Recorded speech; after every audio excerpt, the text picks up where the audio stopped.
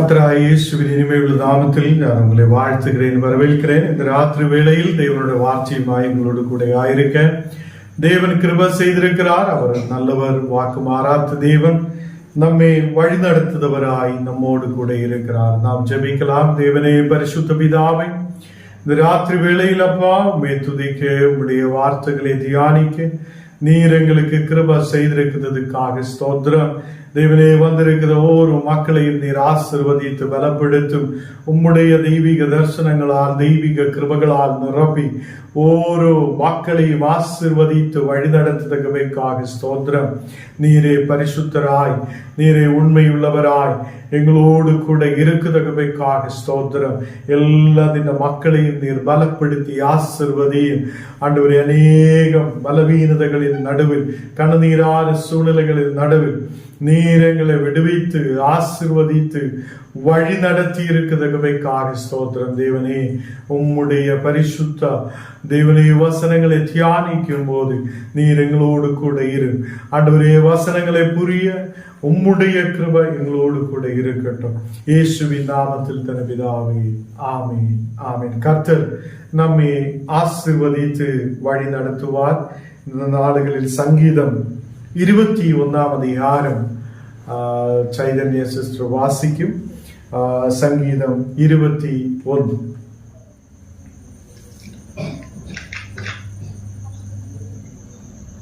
பரிசுத்த நாமத்துக்கு ஸ்தோத்திரம். இந்த நாளுக்கு என்று கொடுக்கப்பட்டுள்ள வேத பாடம் சங்கீதங்களின் புஸ்தகம் 21ஆம் அதிகாரம்.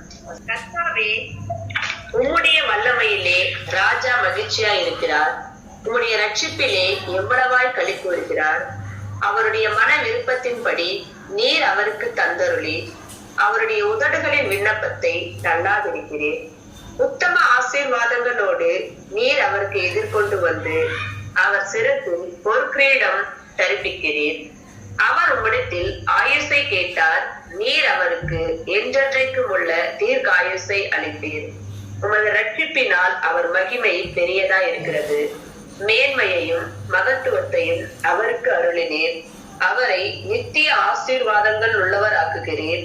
அவரை உங்களுடைய சமூகத்தின் மகிழ்ச்சியினால் பூரிப்பாக்குகிறீர். ராஜா கர்த்தர் மேல் நம்பிக்கையா இருக்கிறார். உன்னதமானவருடைய தயவினால் அசைக்கப்படாதிருப்பார்.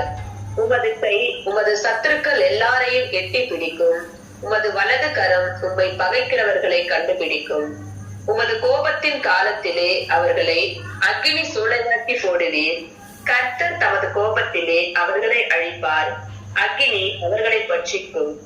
அவர்கள் கனியை பூமியில் இராதபடி நீர் அழித்து அவர்கள் சந்ததியை மனு புத்திரரில் இடாதபடி ஒழிய பண்ணுவீர். அவர்கள் உமக்கு விரோதமாய் பொல்லாங்கு நினைத்தார்கள். தீவிரையை எத்தனம் பண்ணினார்கள், ஒன்றும் வாய்க்காமற் போயிற்று.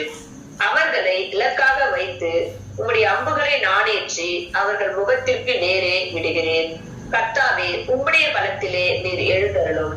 அப்பொழுது உம்முடைய வல்லமையை பாடி கீர்த்தனம் பண்ணுவோம். ஆமென். கர்த்தர் தாமே தோசனங்களை ஆசீர்வதிப்பாராக. ஆமென், ஆமென். கர்த்தர் நம்மை ஆசீர்வதித்து வழி நடத்துவார். 2 கொரிந்தியர் 5ஆம் அதிகாரம் അതിന്റെ 17ാമത്തെ വസനം നാം വാസിക്കണം. 2 കൊരിന്തിയർ 5ஆம் அதிகாரம் അതിന്റെ 17ാമത്തെ வசனம். இப்படி இருக்க ஒருவன் கிறிஸ்துவுக்குள் இருந்தால் புது சிருஷ்டியாயிருக்கிறான். பழையவர்கள் ஒழிந்து போயின, எல்லாம் புதுதாயின. இங்கே நாம் கிறிஸ்துவுக்குள் இருக்கும் போது ஞானும் நீங்களும் புது சிருஷ்டியாய் மாற்றப்படுகிறார். அப்போ ஞானும் நீங்களும் கிறிஸ்துவுக்குள் எப்போதும் இருக்கணும். தேவனுக்குள் இருக்கிற மக்களாய் காணப்படணும். கிறிஸ்துவுக்குள் ஒருவன் கிறிஸ்துவுக்குள் இருந்தால் அவன் புது சிருஷ்டியாய் மாற்றப்படுகிறார். அப்போ ஞானும் நீங்களும் புது சிருஷ்டியாய் மாற்றப்பட்டிருக்கிறார். பழசு நம்மை விட்டு ஒழிந்து போனது, நாம் புதுதாய் மாற்றப்பட்டிருக்கிறது. அப்போ புதுதாய் மாற்றப்படுவதற்கு ஞானும் நீங்களும் என்ன செய்ய வேண்டும்?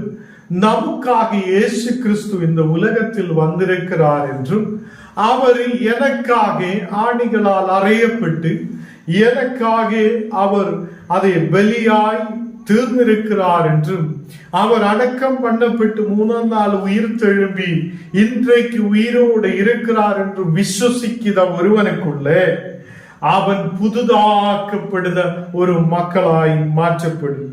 அப்போ கிறிஸ்துவை ஏற்றுக்கொள்ளுத ஒருவன் கிறிஸ்துவுக்குள் இருக்குத ஒருவராய் மாற்றப்படும். ஞானம் நீங்களும் கிறிஸ்துவுக்குள் இருக்கும் போதுதான் புது சிருஷ்டியாய் மாற்றப்பட முடியும்.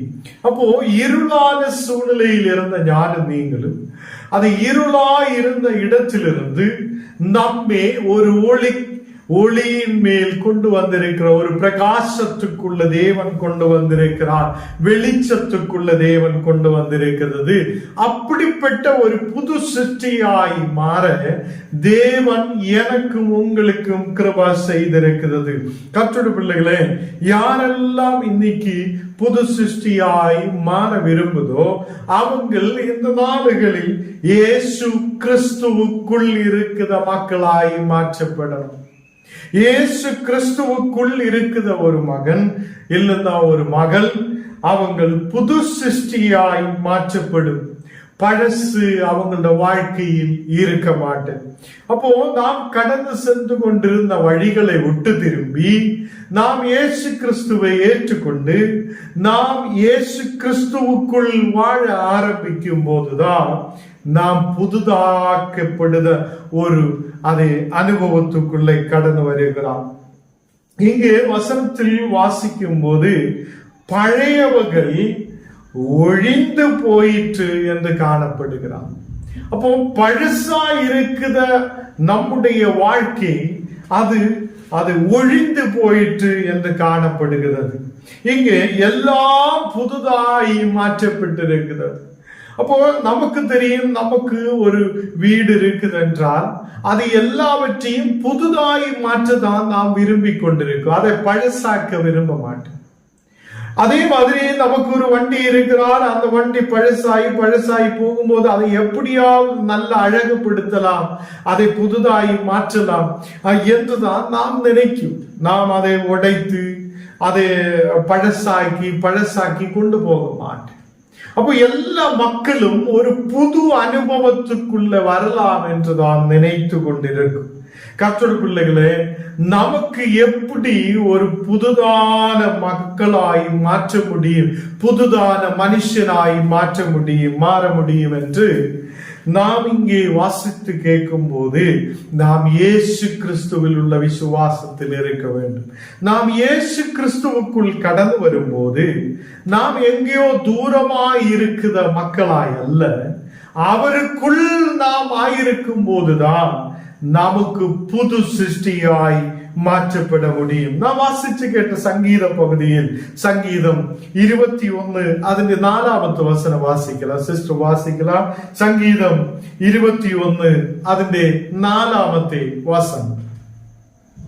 அவர் உம்மிடத்தில் ஆயுசை கேட்டார், நீர் அவருக்கு என்றென்றைக்கும் உள்ள தீர்க்க ஆயுசை அளித்தீர். அவர் உன்னிடத்தில் ஆயுசை கேட்டிருக்கிறார், நீ அதுக்கு பதிலாக தீர்க்காயுசை கொடுத்திருக்கிறார் என்று சங்கீதத்தில் நான் வாசிக்கிறது. கர்த்தருடைய பிள்ளைகளே, அவர் அந்த தேவனிடத்தில் கேட்கிறது என்ன? ஆண்டவரே, எனக்கு ஒரு ஆயுசு கூட கொடுங்க. கர்த்தர் கொடுக்கிறதோ தீர்க்காயுசை கொடுக்கிறவராய் இருக்கிறது. கர்த்தருடைய பிள்ளைகளே, ஞானம் நீங்களும் தீர்க்காயுசு உள்ளவராய் இருக்கிறதுக்காக நாம் கிறிஸ்துவுக்குள் இருக்கிற மக்களாய் இருக்கணும். இங்கே இது தாவீதினுடைய சங்கீதம். அந்த சங்கீதத்தில் 1ாமത്തെ வசனம் வாசிக்கலாம். 1ாமത്തെ வசனம்.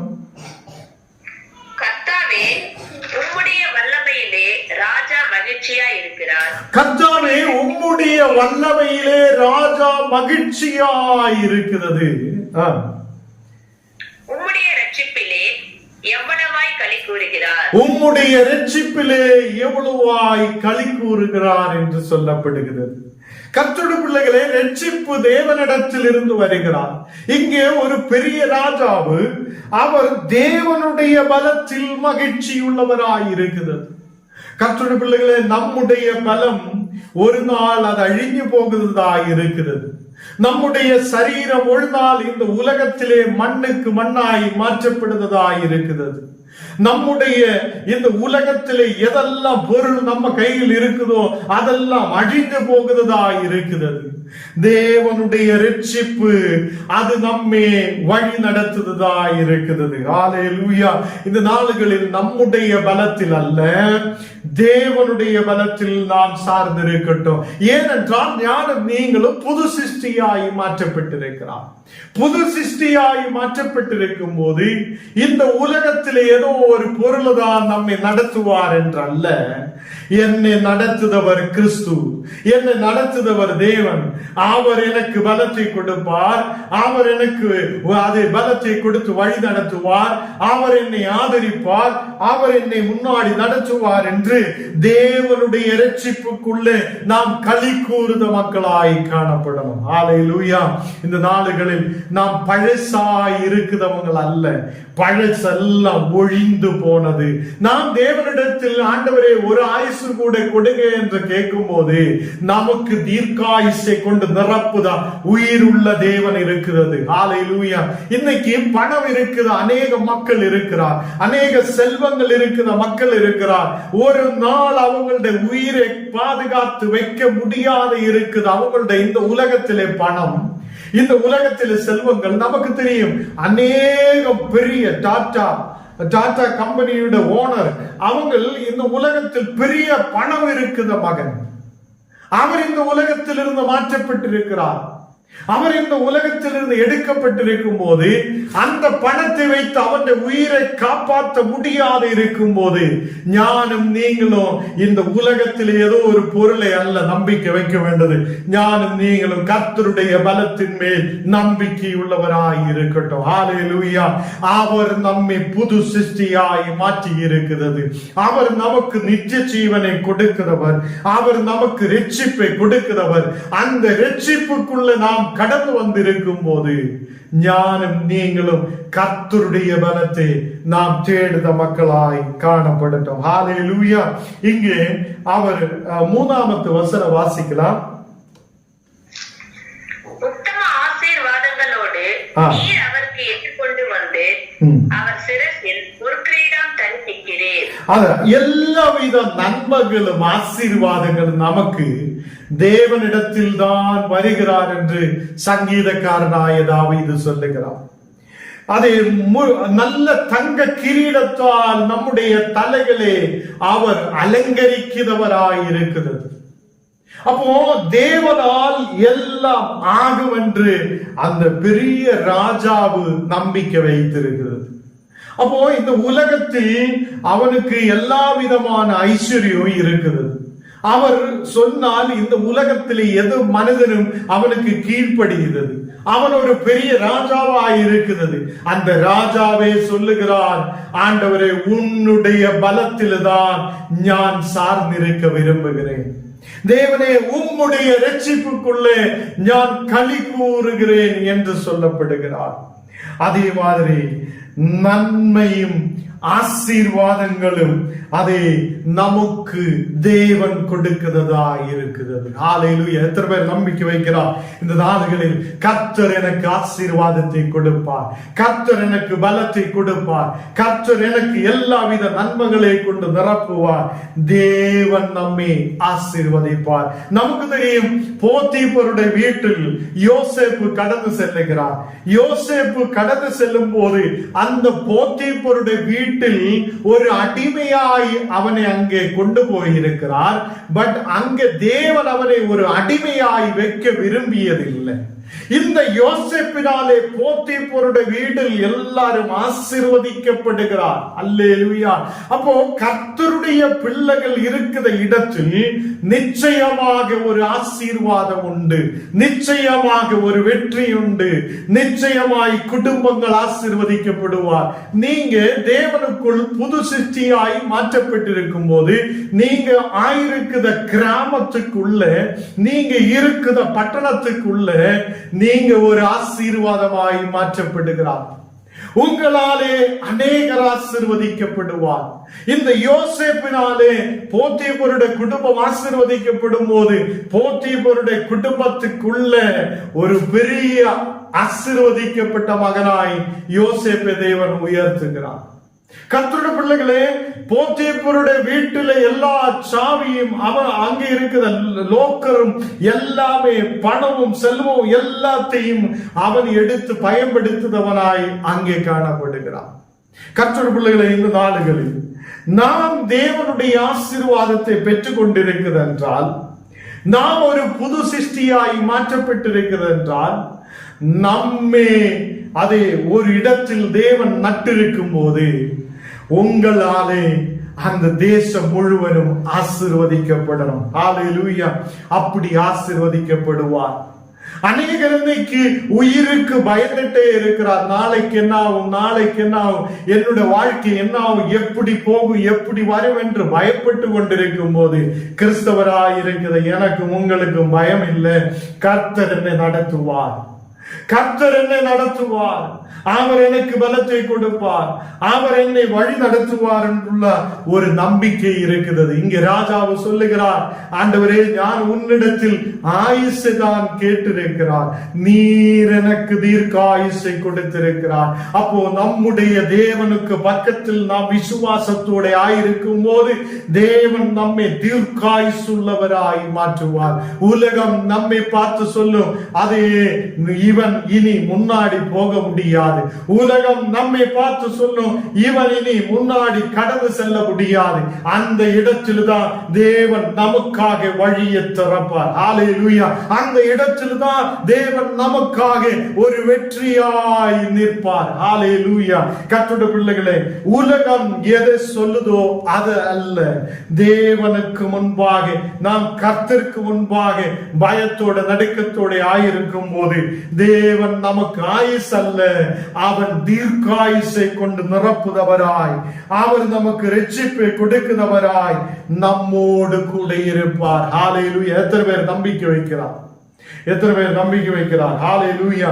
இங்கே 2 கொரிந்தியர் 5ஆம் அதிகாரம் அதில் 21ஆம் வசனத்தில் வாசிக்கும் போது, நாம் அவருக்குள் தேவனுடைய நீதியாகும் படிக்கு பாவம் அறியாத அவரே நமக்காக பாவமாக்கினார் என்று காணப்படுகிறார். கர்த்தருடைய பிள்ளைகளே, இயேசு பரிசுத்தராய் இருந்திருக்கிறார். அவர் நமக்காக பாவமாய் மாற்றி இருக்கிறார். அவர் நமக்காக பாவமாக்கினார் என்று காணப்படுகிறார். அப்போ பாவம் அறியாதவராயிருந்த இயேசு நமக்காக அவர் பாவமாக்கினார் என்று காணப்படுகிறார். கர்த்தருடைய பிள்ளைகளே, நாம் அவருக்குள் தேவனுடைய நீதியாகும்படி. அல்லேலூயா! எத்தனை பேர் நம்பிக்கை வைக்கிறார்? ஞானும் நீங்களும் தேவனுடைய நீதியாகணும். ஞானும் நீங்களும் தேவனுடைய நீதியாகும்படிக்கு அவர் பாவம் அறியாதவராயிருந்த அவர் நமக்காக பாவமாக்கினார் என்று காணப்படுகிறார். கர்த்தருடைய பிள்ளைகளை, இந்த நாளுகளில் இயேசு கிறிஸ்துவுக்குள் நாம் ஆயிருக்க, எப்போதும் அவருக்குள் வாசம் பண்ணத பிள்ளைகளாயிருக்க, நாம் அவருக்குள் புது சிருஷ்டியாய் காணப்பட நாம் விரும்புதென்றால் இந்த நாளுகளில் நாம் நம்மை தாமே ஒப்புக் கொடுக்கட்டும். தேவனே, நான் ஒரு புது சிருஷ்டியாய் மாற்றப்பட விரும்புகிறேன்.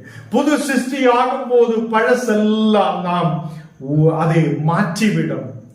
பழசு இங்கே பழையவைகள் ஒழிந்து போயிருக்கிறது என்று காணப்படுகிறார். கர்த்தருடைய பிள்ளைகளே, நம்முடைய வாழ்க்கையில் இருந்து பழையதெல்லாம் ஒழிந்து போகணும் என்றால் தேவனுடைய வல்லமையை பற்றி நாம் அறிந்திருக்கிறார். நமக்கு ஆயுசை கூட்டுதல் இந்த உலகத்திலே பணம் அல்ல. நமக்கு ஆயுசை கூட்டுதல் இந்த உலகத்திலே செல்வங்கள் அல்ல. நமக்கு ஆயுசை கூட்டுதல் இந்த உலகத்திலே ஏதோ ஒரு பொருள் அல்ல. தேவன் தாமே நமக்கு தீர்க்காயுசை கொடுக்கிறவராயிருக்கிறது. தேவன் தாமே நமக்கு தீர்க்காயுசை கொடுத்து, அவருடைய வல்லமையை கொடுத்து, அவருடைய ஆசீர்வாதத்தை கொடுத்து நம்மை வழி நடத்துவதாக இருக்கிறது. ஹல்லேலூயா! அதனால பழையவைகளை எல்லாம் எடுத்து தூக்கி எறியட்டும். இந்த நாளுகளில் நாம் புதிய மனுஷனாய் மாற்றப்படட்டும். புது சிருஷ்டியாய் நாம் மாற்றப்படட்டும். தேவனால் புது சிருஷ்டியாய் மாற்றப்பட்டு நாம் கிறிஸ்துவுக்குள் இருக்கிற பிள்ளைகளாய் காணப்படட்டும். அப்படி நாம் தேவனுக்குள்ள இருக்கும் போது நமக்கு தேவனுடைய பிள்ளைகளாய் இருந்து பாவத்தில் இருந்து விடுதலை கிடைத்து நாமும் பரிசுத்தராய் தேவனுக்கு முன்பாக இருக்க கர்த்தர் நமக்கு கிருபை செய்யும். தேவன் நம்மை ஆசீர்வதித்து வழி நடத்தும். நாம் கண்ணுகளை மூடலாம், செபிக்கலாம். தேவனே, பரிசுத்த பிதாவே, நமக்காக இந்த உலகத்தில் கடந்து வந்த நம்முடைய இரட்சகரே, தேவனே, நீர் எங்களை கூப்பிட்டு அழைத்து உம்முடைய ஊழியங்களில் வைத்திருக்கிறவைக்காக ஸ்தோத்திரம். ஆண்டவரே, உமக்காக அநேக கிராமங்கள் பட்டணங்களில் நிற்கப்பட தேவனே, நீர் உம்முடைய பலத்தால் நீர் எங்களை நடத்துதவைக்காக ஸ்தோத்திரம். இந்த நாடுகளில் கர்த்தரே, ஓரோ மக்களையும் நீர் ஆசீர்வதிக்கட்டும், விசுவாசத்தை கொண்டு நிரப்பட்டும். இந்த நாடுகளில் ஜபத்தோடு இந்த மக்கள் எங்களுக்காக ஜெபித்திருக்கும் போது ஓரோ மக்களுடைய குடும்பங்களிலும் பெரிய நன்மைகளை கொண்டு நிரப்புதவைக்காக ஸ்தோத்திரம். இந்த நாளுகளில் அப்பா, சங்கீதங்கள் வாசிக்குத இந்த மகளுக்காக ஜெபிக்கிறேன். வசனங்கள் வாசித்து ஆண்டவரே இந்த ஊழியத்தை தாங்கும் போது அந்த குடும்பத்தை நீர் ஆசீர்வதிக்குதவைக்காக ஸ்தோத்திரம். குடும்பத்தையும் இந்த மக்களையும் நீர் ஆசீர்வதித்து பலப்படுத்தும்.